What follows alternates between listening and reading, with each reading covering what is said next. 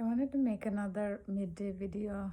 Right now it's about 1 o'clock, and my emotions are better than the video I made last time. I listened to some um, peace related videos on the Insight Timer app, so that helped. Also, I was watching some TED Talk related to how we can control our emotions when it's challenging, and also was reading a book. We can't always do that because of the time or something, but the coping strategies, even if it's a 10-minute walk, going outside in the sun, or going to the gym for 30 minutes, things like that are part of self-care. Those are the things that can help us, because Thich Nhat Hanh would say, watering, when we water a lettuce, the lettuce grows, and sometimes somebody else can water you, and you can also water yourself. Watering yourself is all about self-care. So you can find out the things that makes you feel a little bit better, makes your bucket full, even little things, basically things that could help you to reduce the stress or make you feel a little bit better. We can always do those. Sometimes it can take 5 minutes, sometimes it can take 30 minutes, but that is still better than swallowing the bad emotion and kind of continuing with it, because then for hours and hours you're not going to feel better. So I started doing this for myself when my mind goes in spirals or I'm not feeling the best. I try to return to some of these practices, and I'm not always successful, but sometimes it does help. My daughter, I know she is struggling with a lot of her rashes in her body, and then her cast on her arm all the way up to her elbow, and this is the second time. So I try to think of her perspective when she's throwing tantrum. It's not always easy, but it helps to think about other person's perspective, where they're coming from, not blaming. I'm learning those things, and it does help. It does help to control our emotions, because in the end, we can only control our emotions, and then when we control our emotions, we tend to respond rather than reacting.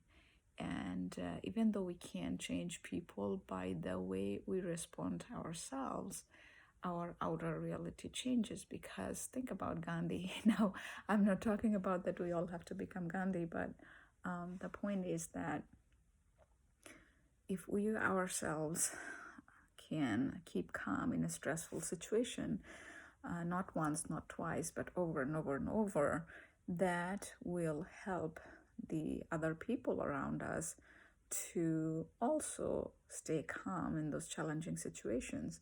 And more people stay calm in this challenging situation, the situation will dissolve. If it's a sad or angry moment, or any kind of challenging situation, more people stay calm in those situations will help to diffuse those moments faster. Life is short.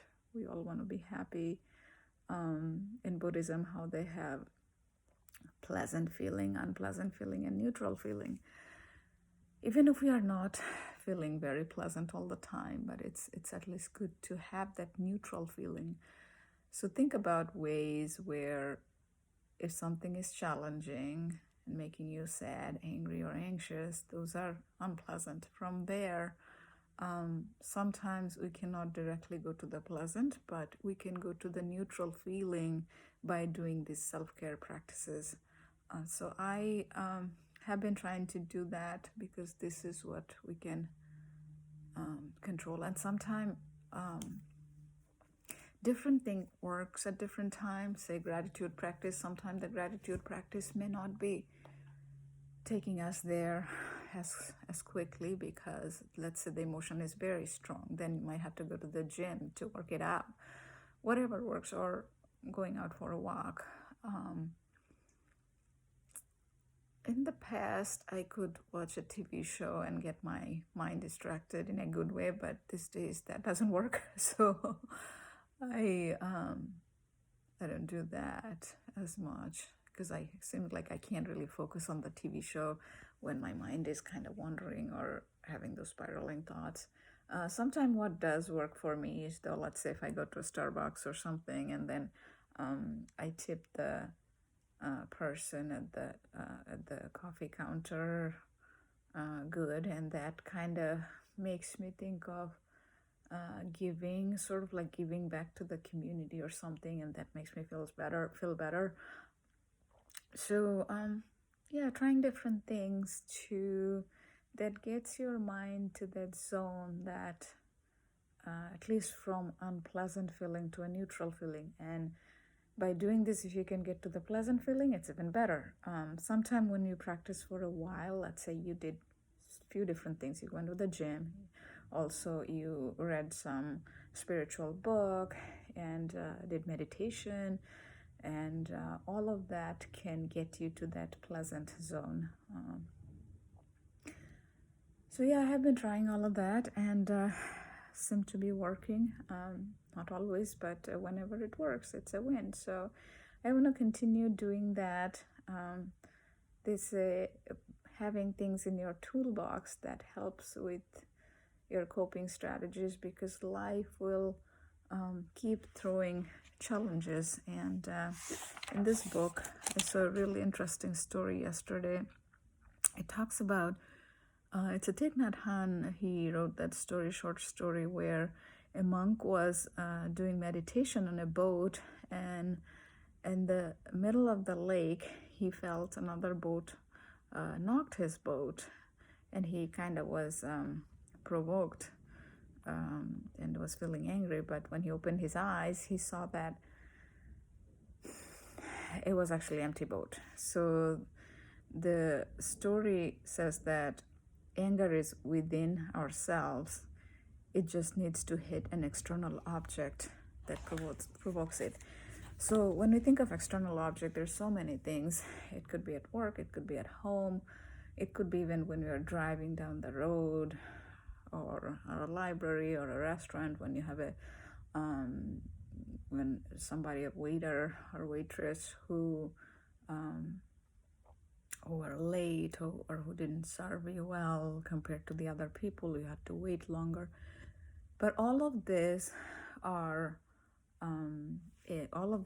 like a trigger that our mind is kind of waiting to show the anger for. Like what he says is, it's an object, external object, that provokes it, but the anger is actually within ourselves.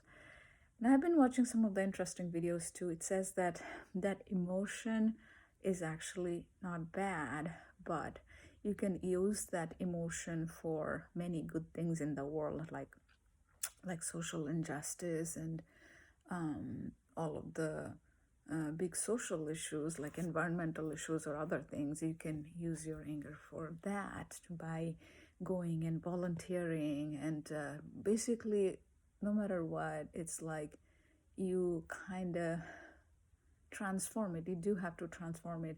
Anger doesn't mean, because the normal way they say anger can be, some people erupts or some people internalize it.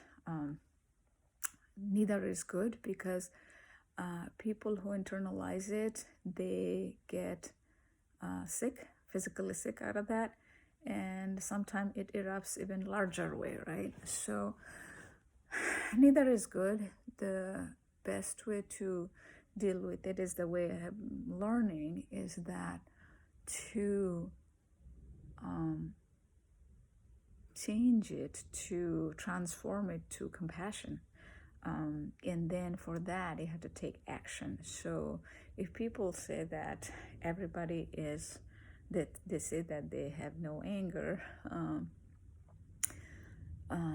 they are kind of internalizing it. And people who show it, it seems like they are the only one who has anger. But from many different books and the TED Talk videos, that's what I'm learning, that we all have those two sides, the good side and the anxious, sad side, which actually holds the anger. So how you process it, it's important, because if you don't process it to transfer that emotion, it still comes out many different ways for different people. So I want to be a very good example for Alice. So I keep learning all of this, and hopefully in time, she understands a lot. For 8-year-old, when we talk about these things, when we talk about Thich Nhat Hanh books, she relates to it, and that makes me really happy and grateful that she takes interest in this mindfulness practices. So I need to probably teach her more about self-care. Today I was asking her what is self-care for her, and she talked about hugging me and doing family hugs. So I'll ask her more about those things, and we'll probably have to do those more so that she feels the self-care. And again, self-care is different for all of us. We have to find out what it is for us, because for some people, going to the gym could be a big self-care, part of big self-care. But for some people, it could be just going outside in the nature. So finding out what are the top 3 or 5 self-care tactics for us is important, so that when our mind goes in spiral, we can use those to get from unpleasant feeling to the neutral to the pleasant feeling. So let's keep trying to do that. I'll take a few deep breaths and finish this video, and I'll continue with some of the self-care practice today. Hopefully that helps and makes me feel even better later today. Bye. Oh yeah, I gotta do some deep breathing, because that does help me with my calming my body down, like Thich Nhat Hanh would say.